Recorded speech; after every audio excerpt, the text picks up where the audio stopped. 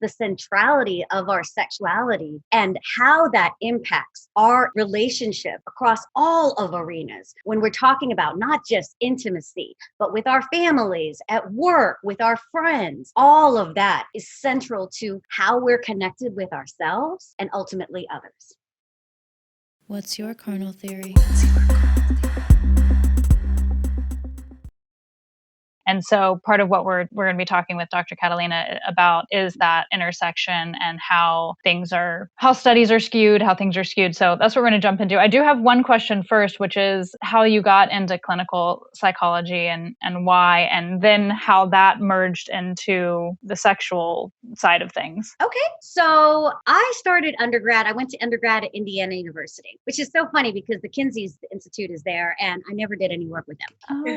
But the first couple of years I went pre-med. And then after my sophomore year, I was like, I hated physics. I took it twice and really didn't like it. And that was basically my barrier. I was like, screw it. I knew I always wanted to get the highest degree I could. My mom was a psychiatrist and also a workaholic. And I knew I didn't want that. And my brother was a physician and I had this idyllic idea of academia. So I was like, I want to be a professor. I always loved like university campuses and that environment. And I thought, oh, I want to have kids, summers off. And unfortunately, I went the academic route in like medicine, and that's not summers off. And so that whole idea was like not at all my reality. But long story short, I chose, I knew I wanted to be a professor, and I was like, what do I like? I like to talk. And it sounds so overly simplistic, but that really was a lot. I'm sure there were factors. I mean, my mom was a psychiatrist, all of that stuff. But I started really liking a lot of my classes. So I changed my major to psychology. I did an honors thesis and I started really looking at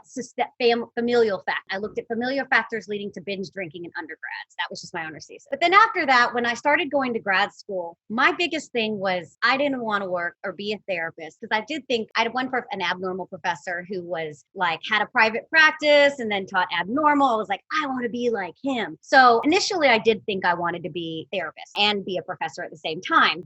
And so I guess I knew I didn't want to do therapy with people like me, meaning I'm highly privileged. Even though I'm a first generation, my parents were incredibly poor. I very much had that immigrant mentality of, I was at that time, middle class, upper middle class, and I had everything I could need. My parents worked their asses off and I felt so privileged that even though I had depression that started, my first bout of depression was, I think I was 18. I was like, what do I have to bitch about? Like, I have everything, even though I experienced lots of racism. I always very much that immigrant mentality of you're fine. You're lucky. Be grateful. And so I knew I didn't want to work with people who were privileged. So I was like, and I also realized how hard change is. So that led me to really want to work with people who I felt like I would have some empathy with, meaning people who were dying. And that made me go into chronic illnesses. And my master's thesis looked at HIV amongst African-American women in Baltimore. And this was in 98 to 2000. And Baltimore had the highest incidence of HIV at the time.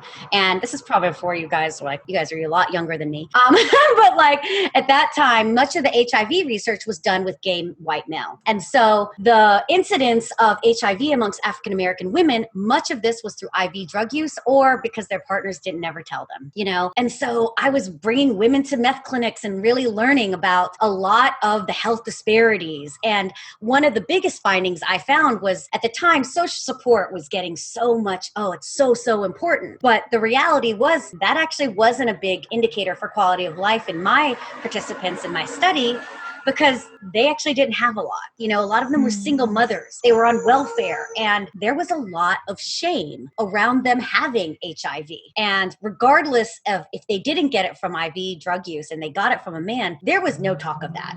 It was your fault.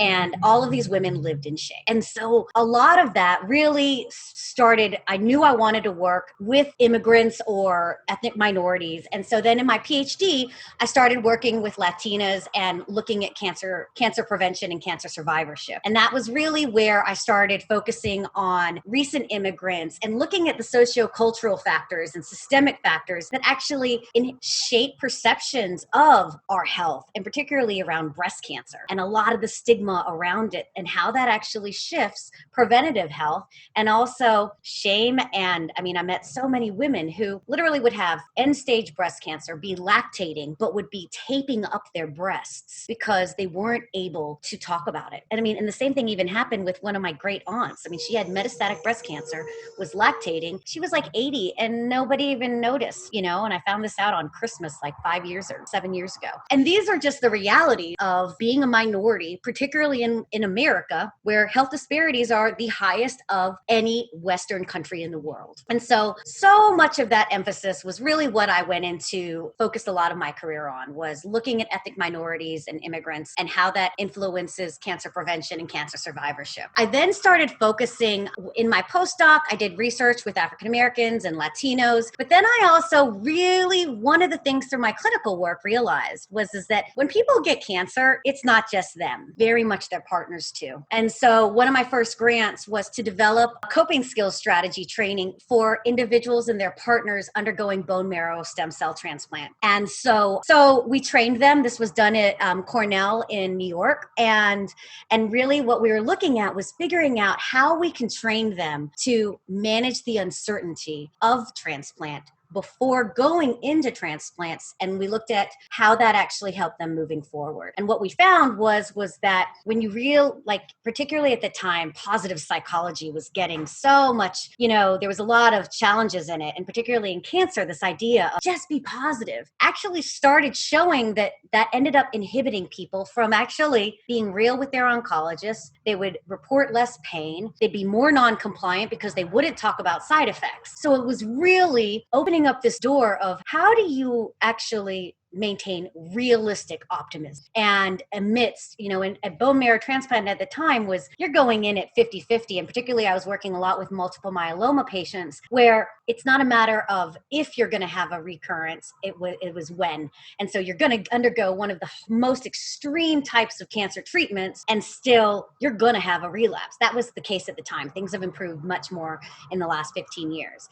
So my couples work kind of kept going and I really was starting to focus on that. And then honestly, I started getting jaded. I was a professor at University of Sydney. I started off in New York at Baruch College, and then I moved to University of Sydney and was in the psych department there. And I just kind of got really frustrated by the segregation between research and actually what's happening in the world. And particularly, you know, the healthcare system in Australia is amazing. You know, it's socialized and their disparities are very different. It's also it's just not as diverse of a place. And coming from Manhattan to then living on the beach in Sydney, I felt like I was in a bubble, you know? So I got a little apathetic and I was like, screw it. You know, I'm either leaving academia or I'm going to really work hard and talk about something I really love talking about. And I've always loved talking about sex. And then in my clinical work, it always comes up. So around 2011, I developed a team, oncologists, and I partnered with Cancer Council New South Wales, which is kind of like American Cancer Society for Australia. And we developed one of the largest e-health interventions called Rekindle. And what we did here was it was a psychosexual e-health intervention that integrated CBT and sex therapy. And we basically tailored it for cancer survivors as well as their partners, women and men, rather than cancer specific, as well as it was the first sexual intervention to be tailored for heterosexual as well as same-sex attracted. So here we were really trying, so much of my research has been really to integrate and bridge the gap between what we know and who actually has access to it. So the idea here, and a lot of my research has really focused on getting out this support. So we ran that study through about 35 cancer centers in Australia. And that was where I was telling you about the How Sexually Satisfied questionnaire came from. And what we found was, you know, one, a lot of the partners who would be in it, particularly if they were male, would be in it alone and wouldn't actually tell their wives that they were doing the intervention. Oh. So you saw a lot of the nuances of how, particularly in the context of cancer. I mean, I think one of the things I love about working with cancer patients is it's kind of like you're doing this treatment to live. And what is your life if you're not connected, you know? And so really putting the emphasis on living to really fully living, to me, that was really what focused on sexuality. So I did that study and then I moved back to the States and then started focusing more with Latinas, and then I developed Aviva, and we're testing that now. And it's an app for Latina cancer survivors. And I do done some work in Southeast Asia. And, it's just kind of built and built and built. And at the core of it is very much integrating so much I've been lucky. I've my own personal experience. I've lived all these different places, all these different countries, and then being an immigrant, but then also having worked with health disparities for over 20 years, that I feel like so much of my work in the last few years has just been about integrating all of that and normalizing.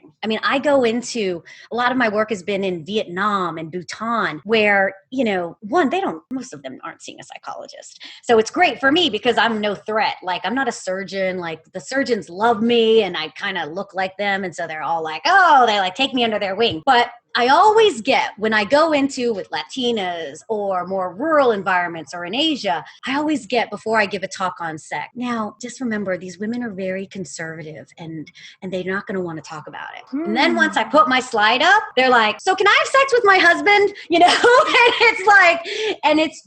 And then we get into it. And within 2 minutes, it doesn't matter where I go, like, people will talk about it. And I feel like, yes, I realize I appreciate that I'm good at getting people to open up. But the reality is that openness actually is what everyone is wanting to connect to. Yes. Everyone wants to connect to somebody where there isn't shame, there isn't judgment. And this is just be whatever comes up, because we're all human. It doesn't matter what you look like, where you're from, particularly when we talk about our sexuality, particularly sexual function, and then particularly anatomy. Come on, this is universal. And so much that now, through my research, my teaching, now I've left academia. I still do my research. I'm still an adjunct at Rush Medical Center in Chicago. That was where I was before I moved to LA. Now I'm in a private practice, and I primarily address sexual and relationship concerns amongst individuals and couples. And I've been practicing Tantra for the last couple decades as well, and so I integrate a lot of these different things, and it's really interesting. I think that so much of where we are in the space and podcasts like you guys there's so many different voices and messages that people are going to connect with. So let's just all start fucking yelling, let's all start having the conversations, because it's a moment of someone actually connecting to it that can literally change lives. Like last night, I had a group, do a support group with gynecological cancer patients. One of my favorite patients in it. She reminded the group about something I said like in January, where we were talking about like how some people just make so many assumptions of, because you're a cancer survivor, this is what you need. And she's like, but when Catalina said to me, everyone does the best that they can in that moment. I was like, yeah, and I won't say her name. I was like, thanks for remembering. But, and it's that kind of shit that when you hear it, you're like, oh my gosh. 1, thanks for listening. 2, thanks for remembering, Yeah.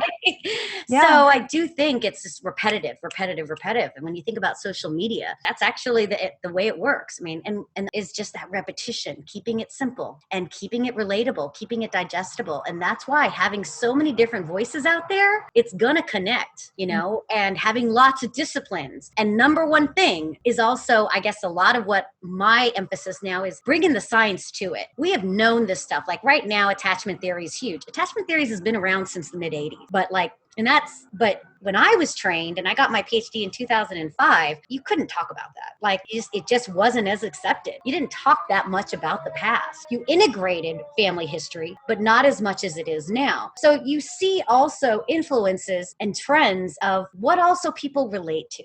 And then you have to make sure that you integrate science into that, because this is where I do think it's important for people to have proper training, particularly because right now, and when we're talking about sexuality, the prevalence of prior traumas, particularly when we're talking about racism and this intersectionality, is so incredibly high, that you do actually need to be very well informed and trained to effectively hold that space, particularly when it's meant to be therapeutic.